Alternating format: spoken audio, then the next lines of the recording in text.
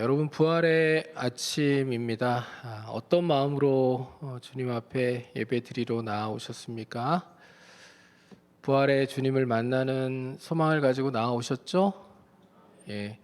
부활절하면 우리가 기쁨과 또 감사로 주님께 예배를 드리며 내가 부활하신 주님을 믿는다고 하는데도 실제 이 예배당 밖에서의 내 신앙생활은 정말 살아계신 주님을 믿는 것 같은 그런 모습으로 신앙생활을 하고 있는지, 아니면 무덤 속에 여전히 머물러 계신 예수님을 믿는 것 같은 그런 소망 없는 그런 신앙생활을 하고 있는지를 한번 돌아보는 그런 시간들이 되었으면 참 좋겠다라고 생각이 됩니다. 오늘 이 부활절 예배를 통하여 살아계신 주님을 다시 한번 확신하고 내 삶에 주님이 함께 하고 계심을 기억하면서 부활하신 주님과 더불어 살아계신 주님과 더불어 소망 있는 인생을 살아가는 우리 모두가 되는 귀한 시간이 될 수 있기를 주님의 이름으로 축복합니다. 오늘 우리가 읽은 장면은요, 첫 번째 부활절 아침의 모습을 우리에게 보여주고 있는 장면입니다. 첫 번째 부활절의 분위기는 기쁨과 감사와 또 충만한 영광이 아니었습니다. 첫 번째 부활절 아침의 분위기는 슬픔과 두려움과 절망의 분위기였습니다. 여러분, 오늘 세 여인이 본문에 등장을 하는데요, 세 여인이 예수님의 무덤을 향해 가는 것으로 부활절 아침의 이야기가 시작이 됩니다. 같이 1절 말씀을 한번 읽어볼까요? 안식일이 지남에 막달라 마리아와 야고보의 어머니 마리아와 또 살로메가 가서 예수께 바르기 위하여 향품을 사다 두었다가, 안식일이 지나고 안식 후 첫날 새벽이죠. 막달라 마리아와 야고보의 어머니 마리아, 야고보의 어머니 마리아는 작은 야고보의 어머니를 의미하는 것입니다. 그리고 살로메는 예수님의 이모를 의미합니다. 사도 요한의 어머니이죠. 이 세 여인이 예수님께 바르기 위하여서 향품을 사다 두었다가 2절을 보면 안식 후 첫날 매우 일찍이 해 돋을 때 그 무덤으로 갑니다. 자, 이들이 예수님의 무덤에 가서 만나기를 원하는 것은 무덤 속에 누워 계신 예수님일까요? 부활하신 예수님일까요? 이들이 지금 뭘 사다 두었다고요? 향품을 샀는데 뭘 하기 위해서요? 예수님의 시신에 바르기 위함이죠. 예수께 바르기 위해 이렇게 되어 있잖아요. 근데 부활하신 예수님께 향품을 바를 필요는 없는 거니까 지금 예수님의 시신에다가 향품을 바르기 위해서 사다 준비해 놓은 거예요. 그리고 안식 후 첫날 새벽에 그 향품을 가지고 예수님께로 나아가는 겁니다. 그러니까 부활하신 예수님을 만날 기대를 가지고 나아가는 게 아니라 지금 예수님의 시신에 향품을 바르기 위해 나아가는 거예요. 사실 예수님의 장례가 굉장히 빠르게 진행이 되었거든요. 그러니까 유대인들은 하루의 시작을 저녁 6시로 봅니다.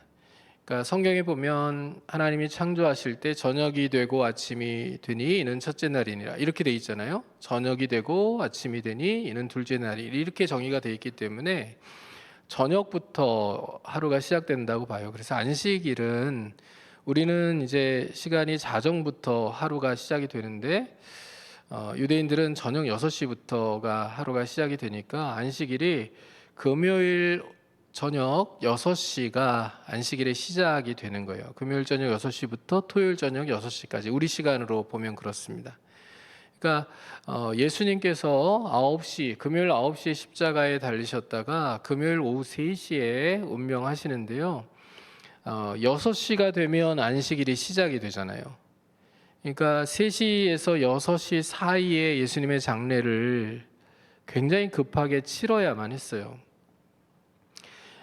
장례가 이렇게 급하게 치르면 제대로 치러졌을 수가 없잖아요. 그러니까 뭔가 부족한 게 있었으니까 지금 예수님의 시신에 향품을 바르겠다. 그것도 안 씻고 첫날에 빠르게 이 일들을 진행하겠다라는 마음을 가지고 이 여인들이 향품을 사다 두었다가 가는 겁니다.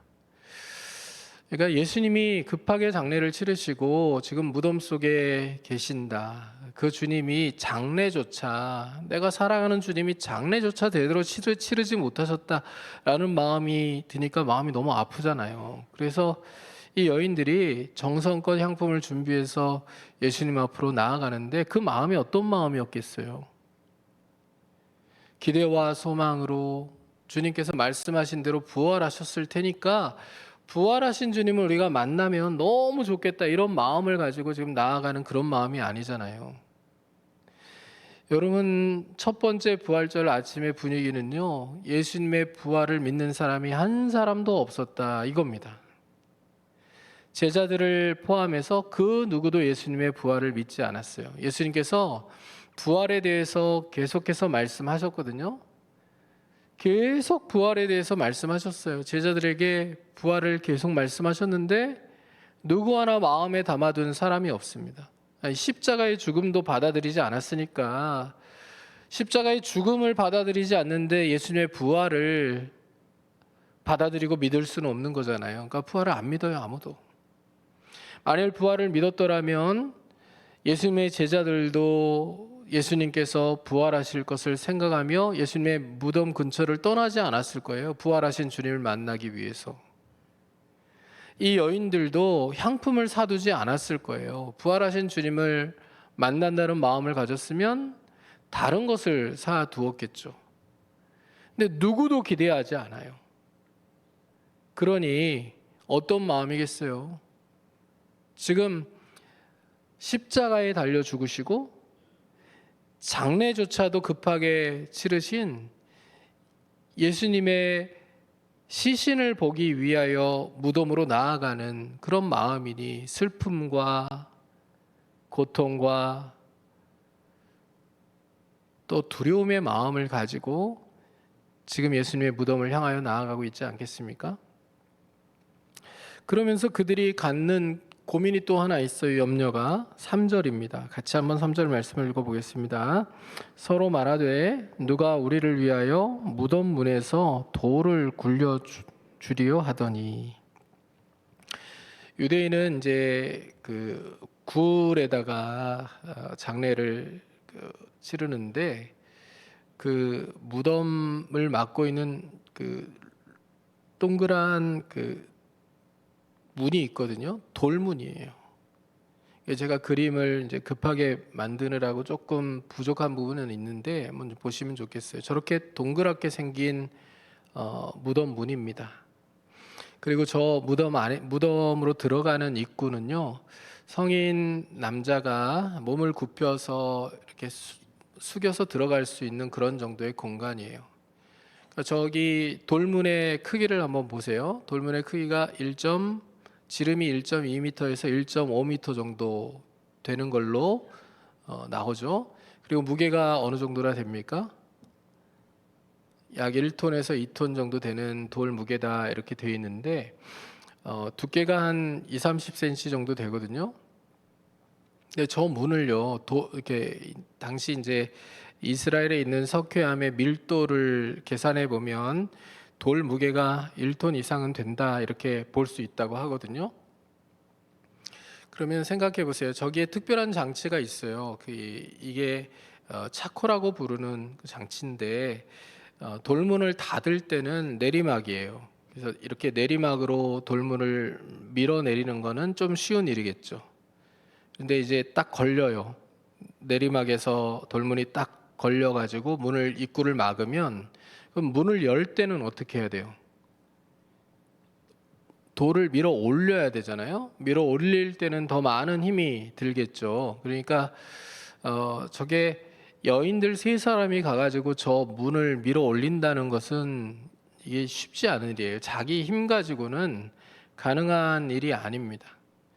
그러니 여인들이 올라가면서 예수님의 시신의 향품을 바르기 위해서 나아가는데 가더라도 문제가 있는 거예요. 저 돌문을 누가 굴려주지 않으면 자기들의 힘과 능력을 가지고는 저 돌문을 열고 예수님께로 나아갈 수가 없다는 현실적인 문제가 놓여 있는 겁니다.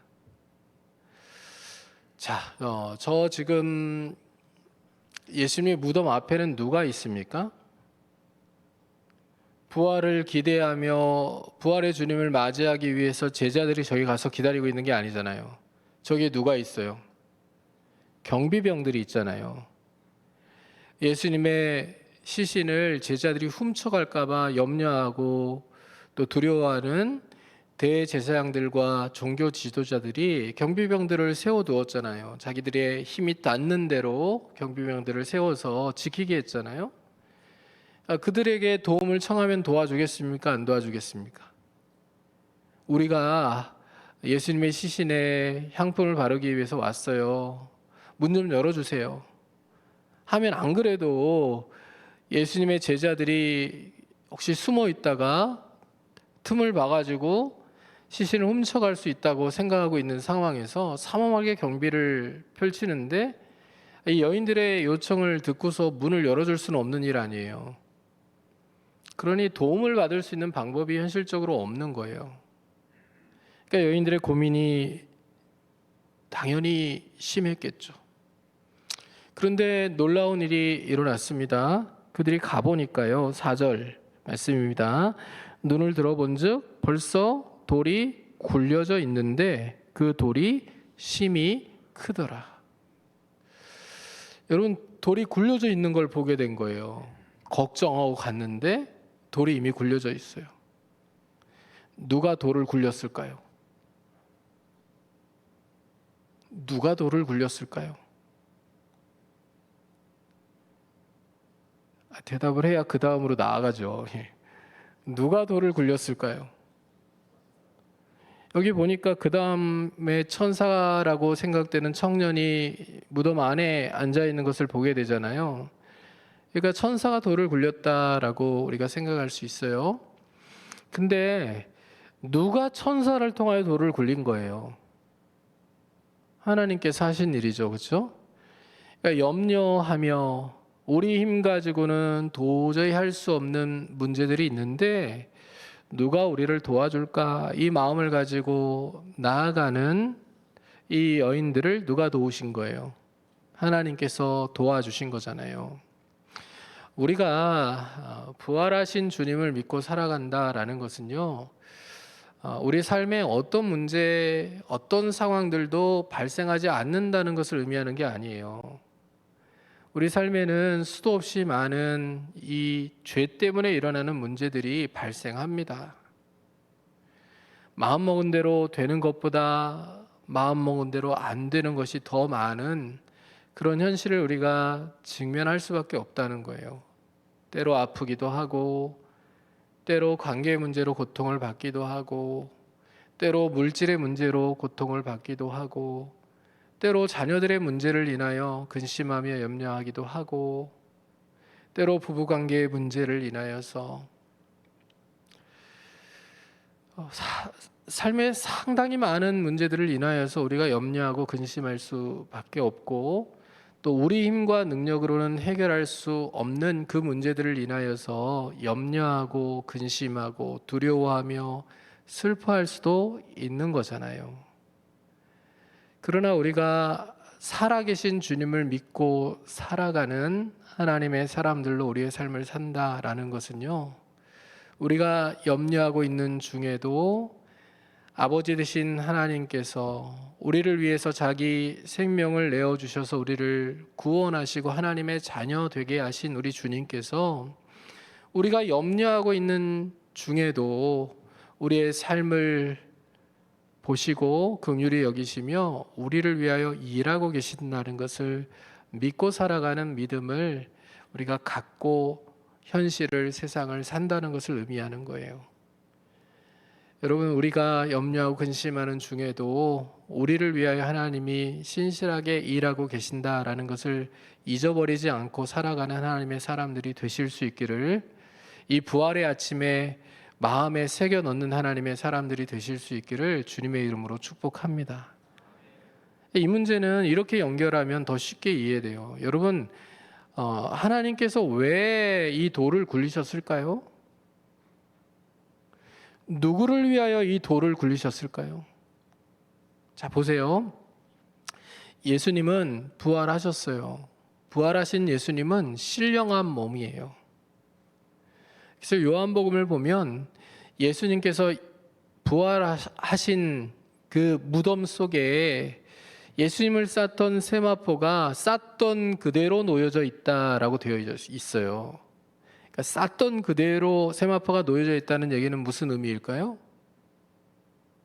여러분, 이렇게 쌌던 대로 그대로 예수님이 부활하여 이렇게 일어나시니까 쌌던 것이 그냥 툭 떨어져 이렇게 놓여 있는, 그러니까 예수님을 쌌던 흔적 그대로 남아 있는 채로 몸만 빠져나간 그 모습으로 세마포가 놓여져 있었다는 것을 의미하는 거거든요. 예수님이 제자들에게 찾아오실 때요, 닫힌 문을 통과하여 제자들을 찾아오시잖아요. 그러니까 예수님이 부활하신 신령한 몸을 입고 계신데 그 신령한 몸은 이 공간의 제약을 받지 않는 몸이에요. 그러면 예수님은 돌문을 열지 않더라도 부활하여 밖으로 나오실 수 있다는 얘기잖아요. 그렇죠? 어려우세요? 예수님은 돌문이 안 열려져도 밖으로 나오실 수 있는 신령한 몸을 입고 계신다고요. 그런데 하나님께서 돌문을 굴리셨잖아요. 누구를 위해 이 문을 여신 거냐고요. 여러분, 이 여인들을 위하여서 돌문을 여신 거고, 또 다음에 소식을 듣고 달려올 제자들을 위하여서 돌문을 여신 거예요. 무엇을 위해서요?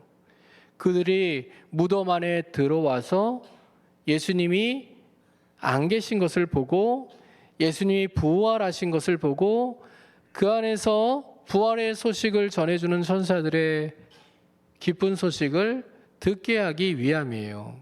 그러니까 예수님을 위하여 문을 여신 게 아니라 예수님의 부활을 믿지 않는 자들에게 부활에 대한 믿음을 주시려고 돌문을 여신 거라고요. 그러니까 하나님께서요, 우리의 염려를 바꾸셔서 하나님에 대한 소망으로 우리가 살아가게 하기 위해서 우리의 삶 가운데 우리가 염려하는 중에도 앞서 일하시고 또 능력으로 일해 주심을 우리가 믿어야 되는 이유가 여기에 있는 거예요. 우리에게 더 큰 믿음을 주시려고, 더 큰 소망을 가지고 살아계신 하나님을 모시고 인생을 살아가게 하시려고 하나님 오늘도 일하고 계심을 우리가 잊지 않고 살아갈 수 있었으면 좋겠어요. 자, 그래서요, 이 여인들이 무덤에 들어가게 되잖아요. 들어가서 흰 옷을 입은 한 청년을 만나요. 근데 이 청년은 천사임이 분명하죠. 이 천사가 우편에 앉은 것을 보게 됩니다. 오른쪽에 있는 것을 보게 되고요.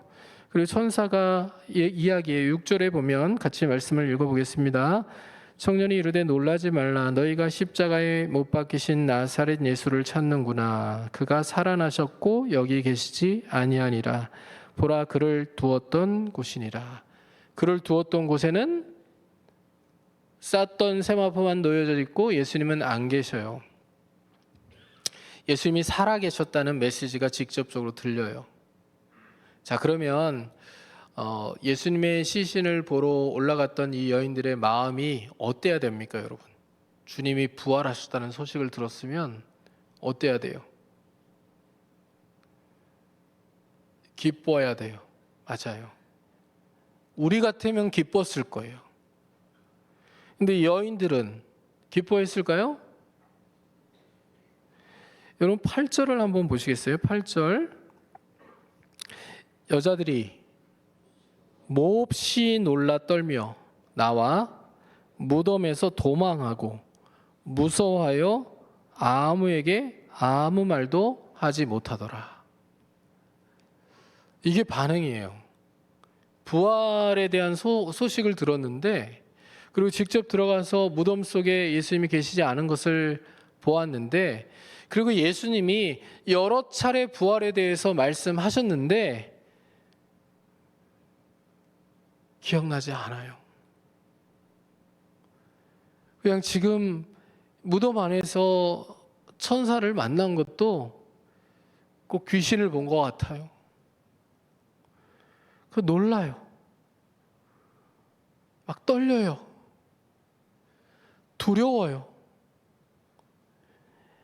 이게 첫 번째 부활절에 부활의 소식을 들은 사람들의 반응인 거예요.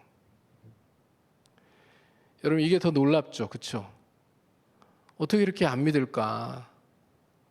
어떻게 부활하신 주님에 대한 얘기를 들으면서도 그 절망이 소망으로 바뀌지 않고 슬픔이 기쁨으로 바뀌지 않을까?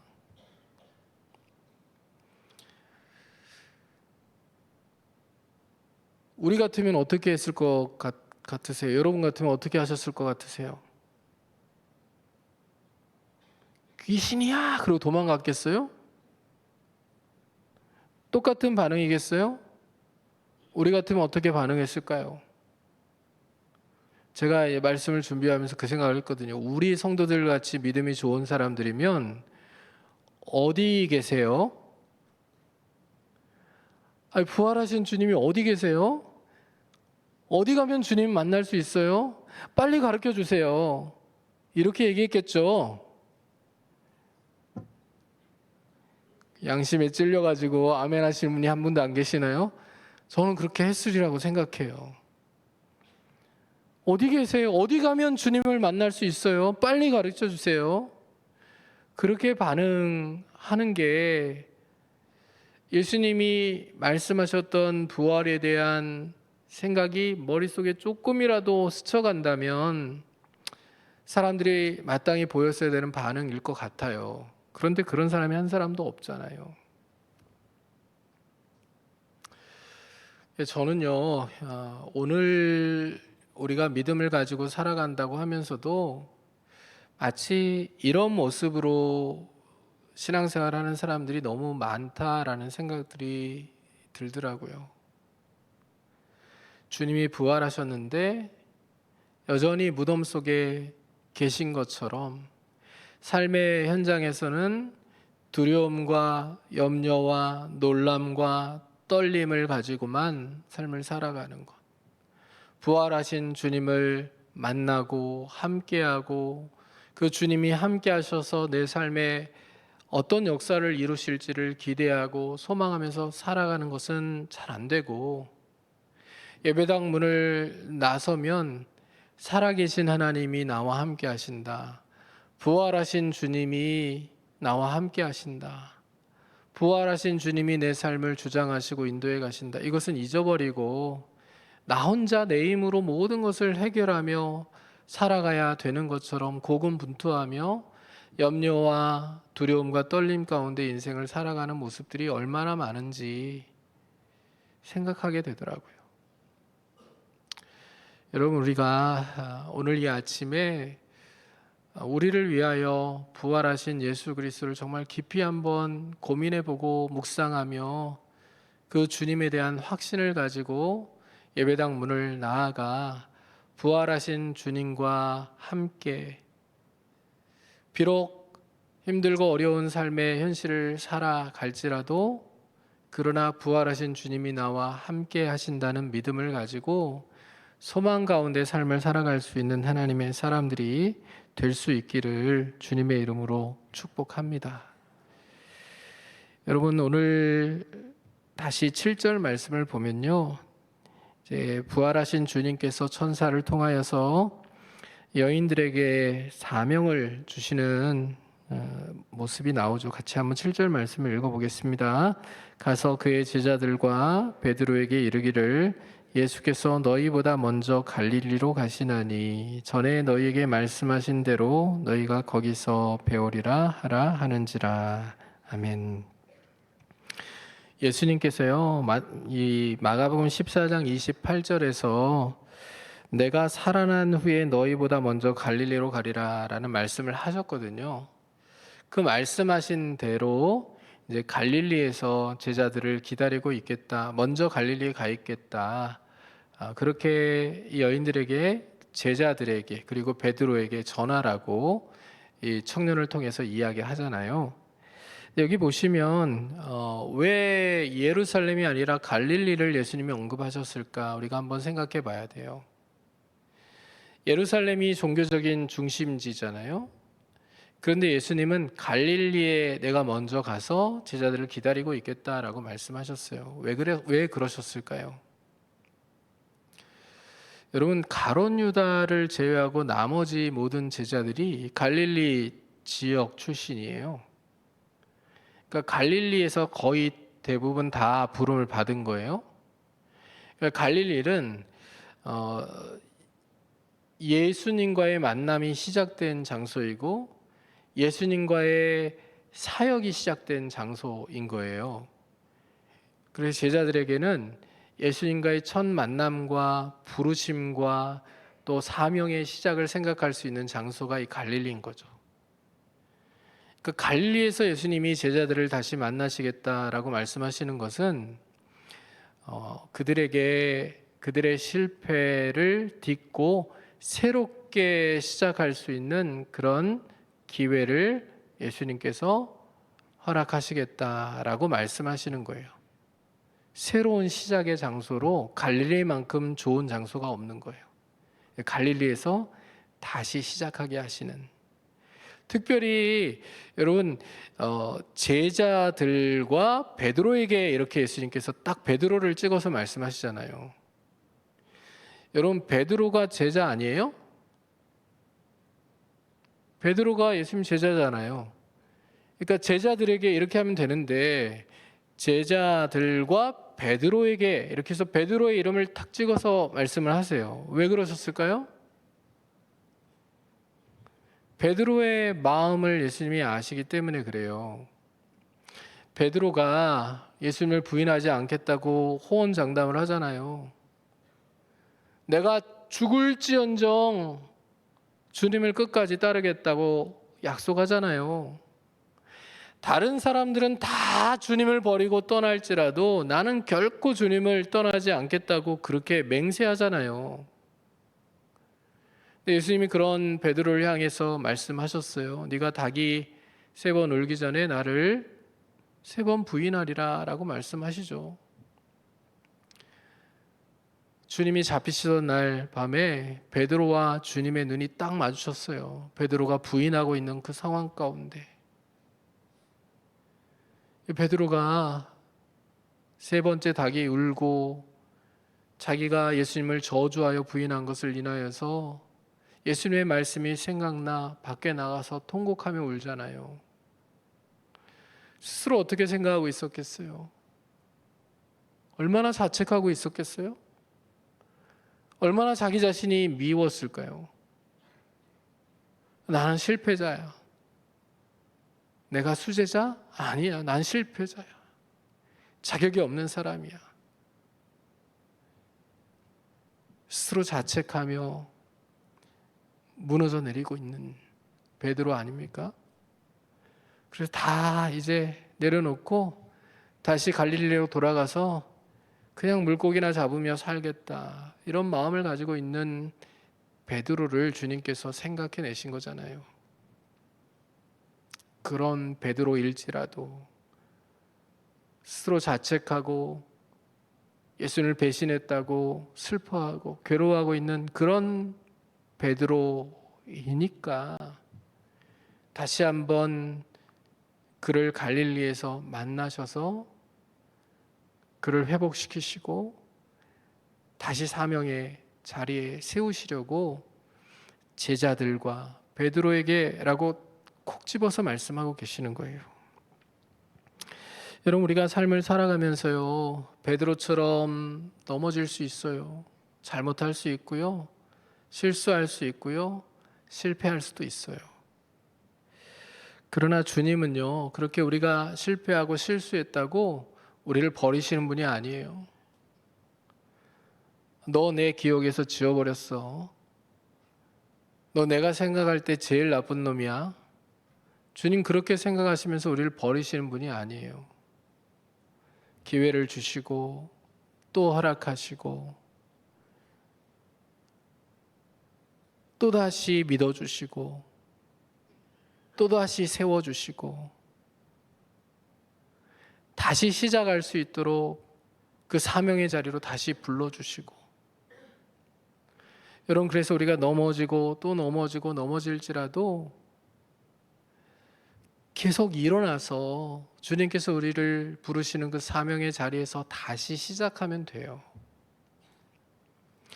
여러분, 복음이라는 게 그런 거거든요. 복음은요, 어차피 우리의 행위 위에 세워진 게 아니에요. 우리가 무엇인가를 실수하지 않고 잘해서, 우리가 의로워서, 우리가 하나님 앞에서 부족한 게 없어서, 그래서 복음이 우리에게 주어지고 그 복음 위에 우리가 살아가는 게 아니거든요. 오히려 우리가 죄를 짓고 허물이 많아서 하나님께서 예수 그리스도의 십자가 은혜로 이 복음을 세워주시고 그 복음 위에 우리가 서게 되는 거거든요.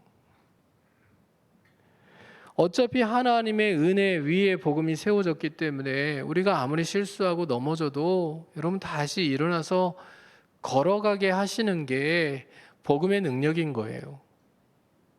여러분 인생을 살아가면서 때로는 절망하고 실수할 수 있지만, 그러나 그 모든 순간에 다시 사명의 자리로 부르셔서 다시 하나님의 사람으로 우리 십자가를 지고 하나님의 영광을 위한 길을 걸어가게 하시는 그 주님과 함께 힘있게 걸어가는 하나님의 사람들이 되실 수 있기를 주님의 이름으로 축복합니다. 이제 말씀을 마치려고 합니다. 여러분, 마가복음은요, 학자들에 의하면 8절에서 끝난다고 하기도 하고 20절에서 끝난다고 하기도 해요. 더 많은 학자들은 마가복음이 8절에서 끝난다고 봐요. 여러분이 가지신 성경 구절 앞에 2라고 하는 숫자가 쓰여 있을 거예요. 그렇죠? 예, 그 2라는 숫자 밑에 이제 관주를 보시면 어떻게 써 있습니까? 자, 2라는 숫자 맨 밑에 이제 쭉 보면 성경 밑에요. 써 있는 게 있을 거예요. 어떤 사본에는 9절에서 20절까지가 없음이라고 써 있죠. 써 있습니까? 예, 혹시 안 써 있는 성경 가지고 계십니까? 제가 전에도 여러 번 말씀을 드렸는데 바꾸시면 더 유익해요. 성경을 읽고 이해하는데 더 유익합니다. 여기 보면 9절에서 20절까지 우리말 성경에는 지금 번역이 되어 있는데 어떤 사본에는 없는 게 있다라고 나오잖아요.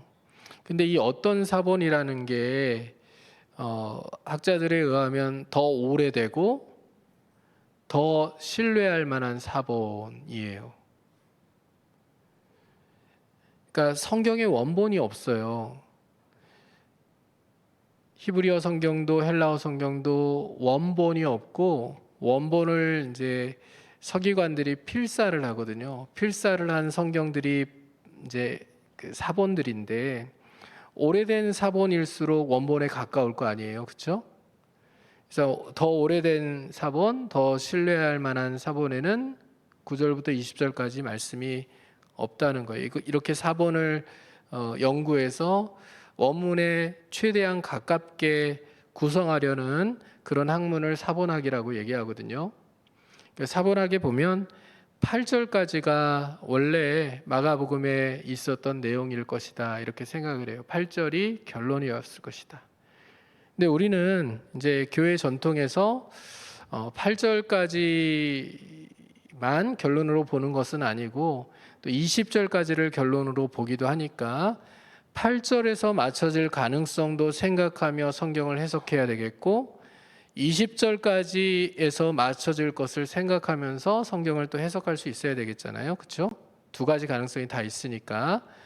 근데 제가 오늘 결론을 내리려고 하는 것은요. 8절에서 마가복음이 끝날 수 있다라는 것을 생각하며 오늘 말씀의 결론을 내리려고 하는 거예요. 그 왜 마가복음이 8절에서 끝나게 되는가? 마가복음 8절을 보면 16장 8절을 보면요. 조금 이게 이렇게 끝나도 되는 건가 싶은 내용으로 8절이 끝나게 되거든요. 같이 한번 보세요. 읽어보겠습니다. 여자들이 몹시 놀라 떨며 나와 무덤에서 도망하고 무서워하여 아무에게 아무 말도 하지 못하더라. 이렇게 끝나요. 이렇게 끝나는 게 조금 이상하잖아요. 헬라어로 보면 헬라어의 맨 마지막 문장이 가르라고 하는 단어로 끝나거든요. 접속사로. 이 접속사 가르는 이는 뭐뭐하기 때문이다 이런 뜻이에요. 이거 번역을 하면 이 여인들이 두려워하였기 때문이다 이렇게 끝나요. 그냥. 그리고 가르로 문장이 끝나는 경우가 이 책이 끝나는 경우가 있기는 하지만 굉장히 드물기 때문에 학자들이 고민을 많이 했겠죠. 마가복음이 이렇게 끝나는 이유가 뭘까? 열린 결말 때문이다. 이게 학자들 대다수의 견해고요. 또 어떤 사람들의 견해는 이 9절부터 이하의 말씀들이 있었겠는데 아마 어떤 이유로든지 유실되었을 가능성이 크다. 이렇게 또 생각하는 견해들이 있는 거예요. 근데 저는 열린 결말에 가깝다고 봐요. 자, 구성해 보세요. 이 여인들이 예수님의 부활을 믿지 않고요. 예수님의 시신에 향품을 바르기 위해서 무덤으로 가요. 근데 그들이 고민하는 것들을 하나님이 해결해 주셨죠. 돌을 굴려 주셨어요. 그리고 그 안에서 예수님이 살아나셨다는 소식을 듣게 하셨어요. 그리고 사명을 주셨죠. 갈릴리에 예수님께서 말씀하시던 대로 먼저 가서 기다리고 계실 거다. 사명의 자리, 시작의 자리, 그 자리에서 예수님이 기다리실 거다. 그러니까 제자들과 베드로에게 갈릴리에서 기다리고 계신 예수님을 가서 만나도록 그렇게 얘기해라. 그럼 이 여인들이요, 살아나신, 부활하신 예수님을 만나려면 이 여인들도 어딜 가야 돼요? 갈릴리로 가야 예수님을 만나는 거잖아요. 근데 이 여인들이 지금 어떤 상태로 얼어붙어 있는 거예요? 두려움과 떨림과 이 놀람의 상태로 딱 서 있는 모습으로 이 본문이 끝나잖아요. 여러분, 이 말씀이 이렇게 끝나는 것은 우리에게 이렇게 묻는 거예요. 독자들에게. 너는 이 여인들처럼 예수님이 부활하셨다는 소식을 듣고도 얼어붙어서 놀람과 두려움과 떨림으로 그렇게 제자리에 서 있을 거니? 아니면 주님이 부활하셨다는 것을 믿고 확신하며 그 사명의 자리 갈릴리로 가서 부활하신 주님을 만나 새롭게 시작할 거니? 그것을 묻고 있는 거거든요. 오늘 여러분, 우리가 부활의 아침에 예배를 드리잖아요. 매년 반복되는 부활절, 이제 새로운 기대도 없고 소망도 없고 달걀 2개 받아가는 거, 다른 주일날과는 조금 다른 거다 이렇게 생각하고 돌아갈 수도 있는 날 아닙니까? 근데 그게 아니고 우리가 주님을 만났던 그 뜨거웠던 그 시절, 그 사명의 자리로 가서 부활하신 주님, 살아계신 주님과 함께 내 인생을 다시 설레게 시작하는 그 소망과 그 기대를 가지고 우리가 오늘 부활절 아침을 지나고 저 예배당 문을 나가서 세상으로 향할 수 있게 되기를 주님의 이름으로 축복합니다. 저는 이게 이 열린 결말의 메시지라고 생각해요. 계속 무덤 속에 갇혀 계신 예수, 그 예수를 찾는 신앙으로 살아가는 거, 그거 너무 안타까운 일 아니니?